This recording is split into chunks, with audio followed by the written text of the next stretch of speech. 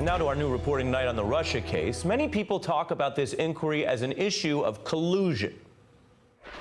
The ongoing investigation into Trump associates and their potential collusion. What we want to show, collusion, coordination. Whether we're going to be able to demonstrate collusion. Director, the term we hear most often is collusion. Collusion has become sort of this shorthand for the problem. But collusion's not a federal crime. Bob Mueller is investigating specific felonies, actions like hacking or criminal conspiracy. The hacking of American institutions by a foreign power is a crime. And that term is conspiracy. There could be a potential conspiracy charge against any one of them or all of them. So in this theory of the case, the potential crime involves basically action coming from Russia to the U.S., like Russians hacking in here, or maybe Americans helping them do it. There's another theory of the case, though. Legal experts telling The Beat tonight that Mueller's investigators may use an obscure federal law to probe action coming from the U.S. towards other countries. And this anti-corruption law prohibits bribing foreign officials with money or giving them something valuable. Breaking that corruption law carries up to 20 years in jail. The law makes it illegal for an American to bribe, say, people in China, which is something, this law, that Trump used to rail against. What are we prosecuting people to keep China honest? Now, every other country goes into these places and they do what they have to do. It's a horrible law and it should be changed. I mean, we're like the policeman for the world. It's ridiculous. Congress didn't think it was ridiculous. It made the U.S. the policeman for the world, which gives these prosecutors extra power. And we can tell you tonight, Mueller has hired 2 prosecutors with specific experience using this very law, Andrew Weissman and Greg Andres. And here's what else is new. Recent reports showing that Paul Manafort offered private briefings to a Russian oligarch during the 2016 campaign, an offer linked to a contentious business deal, and newly leaked emails indicating Manafort pitched that secret plan to Oleg Deripaska. Now, the State Department says he's one of the top 3 oligarchs that Putin uses. Now, let's be clear. That alone would not provide enough evidence that Manafort broke any law. Prosecutors would have to go further and prove an illicit deal for the Kremlin and Deripaska representing the Kremlin. But in our reporting, legal experts tell The Beat that Mueller's team could have the evidence to actually make that case in 2 ways. One, that the DOJ has long said you can break this law just by bribing someone close to a foreign government, that the foreign official doesn't have to mean a technical employee, that it's much broader. And 2, experts say that Russia issued Deripaska a diplomatic passport, and he himself has said under oath that he's represented the Kremlin abroad before. So this new theory of the case could pursue Manafort for reaching out to Russia rather than pursuing him for how Russia maybe reached out to the U.S. And all of that could be potential leverage for Mueller, though it's no easy case. Now, I spoke to Manafort aide Jason Maloney about all of this today, and he said Paul Manafort did not collude with the Russian government to undermine the 2016 election, and it's no secret Mr. Manafort was owed money by past clients after his work ended in 2014, adding this exchange is innocuous. As for anti-corruption laws, Maloney suggested there's no briefing or thing of value that was given to Deripaska, and then he added, I think facetiously, Paul is not responsible for the sinking of the ships in the Bermuda Triangle. I'm joined now by Ken Delaney, an NBC's intelligence and national security reporter who has been on this case for a while, Barbara McQuaid, a former federal prosecutor, and William Steinman is an expert on this anti-corruption law who teaches at George Washington University Law School. Welcome to all of you. Ken, talk about the facts, and then I'm going to ask Barbara to give us the legal analysis. Right, Ari. Well, I think you guys have done a great job at the legal team of putting a spotlight on this, because what's really intriguing about this Deripaska Manafort situation is that Oleg Deripaska, as you said, he's an oligarch with close ties to Vladimir Putin, but he's also something else. Since 2011, he's been a diplomat representing the Russian government with an official title.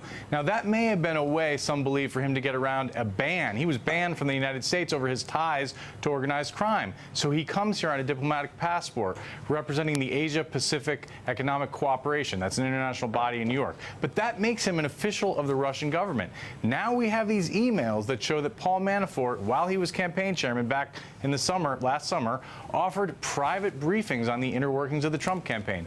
Could those things be construed as a thing of value under this anti-corruption law? And what was Manafort seeking in return? Well, he said something cryptically in an email about wanting to be made whole. Well, we know that Deripaska had given Manafort $19 million for investment purposes and then was coming after an accounting of that money in the Cayman Islands, and there's no evidence that that case has been closed. So the question is, was there a corrupt arrangement here? That seems to be something that Mueller would be interested in. And given that this law carries a 20-year prison sentence, it seems like it's a big point of leverage, even if it is, as you said, a novel legal interpretation of the law. Right. And Barbara, we know that on the list of federal laws, because they're not investigating collusion, they're investigating potential felonies and intelligence issues. And under the felonies, obviously you start with the hacking.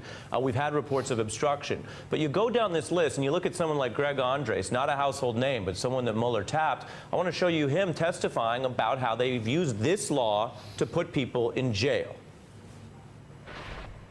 We're also vigorously pursuing individual defendants who violate the FCPA. And we do not hesitate to seek jail terms for these offenders when appropriate. The department has made the prosecution of individuals a critical part of its FCPA enforcement strategy. We understand well that it is an important and effective deterrent. That man now working for Mueller. Barbara, give us your view of all this. Yeah, so the statute is the Foreign Corrupt Practices Act. It was enacted in 1977, and the goal is not, as President Trump says, to be the policeman for the world. It is to level the playing field for U.S. businesses. Businesses who play by the rules find themselves at a competitive disadvantage if people are allowed to bribe foreign officials to do business in foreign countries. And so in an effort to deter that kind of behavior, to level the playing field, it's a crime. And there is vigorous enforcement, has been at least, at the Justice Department when people are paying bribes to engage in business in a foreign country. And that can include not only cash, which is what we traditionally think of these bribes, but the statute is broader than that, includes the phrase thing of value. So as we heard, it could be a presidential briefing. It could be access to the president. It could be a visa, which we know this oligarch was seeking to get into the United States. So there are a lot of ways that that statute could be violated. And so I think there are enough smoke here for Mueller and his team to be investigating a violation of this statute. William, you are an expert on this law. We've relied on some of your expertise in our reporting here. How do you view this, given the public leaks and the fact pattern around Manafort? Because, again, in fairness, what his folks were telling me today is people owed us money and we didn't even do anything. How do you square that with the potential way that someone like Greg Andres, this tough prosecutor that Mueller's hired, might look at this issue? Well, a couple of finer points about the Foreign Corrupt Practices Act. Under the statute, the Manafort team wouldn't have actually had to give a briefing. It's enough under the statute that they offered the briefing. Again, something of value, doesn't have to be limited to money. And the statute also... Let's pause on that, William. Sure. You're saying that just the offer is enough for prosecutors to pursue? That's correct. That's correct. So the statute sets forth that giving something of value can be prosecuted, but also offering something of value. So whether it's that valuable briefing, access to folks in the campaign, information itself, all of these things, things of value, just offering it directly or indirectly can be problematic. And so, Ken, when you look at that and what Paul Manafort was doing, this is not the first time, of course, that he's worked with foreign officials. His argument would be, I'm in business with people representing foreign governments. That itself is not illegal, and people knew about that. That's right. I think one of the key questions here is, did Deripaska have the capacity to cause the Russian government to grant Manafort a favor in any way in terms of the money he was owed or the Deripaska investment?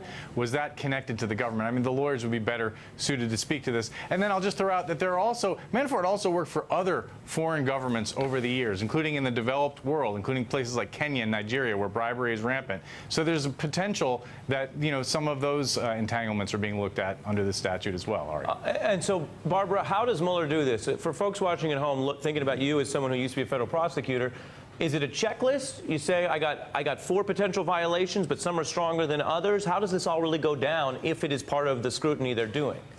Yeah, certainly. For every one of those statutes that they're looking at, whether it's Foreign Corrupt Practices Act, fraud, money laundering, campaign finance laws, they would break down those statutes and look at the elements of each offense and see what kind of evidence they have to satisfy each of those elements. I'm sure the teams get together. They've probably divided the work based on the different statutes that they're looking at, and they would be looking at documents, interviews with witnesses. I'm sure the emails that we have heard about are part of the evidence in the case. And don't forget, there's also been reporting that Manafort was the subject of some FISA coverage. So there may be intercepted conversations, intercepted emails that can be used to show evidence to support the elements of those offenses. So at the end of the day, they'll make an assessment about whether they have sufficient evidence to have a reasonable likelihood of success at trial. That's the standard before they would go forward on choosing which, if any, of those statutes that they would prosecute.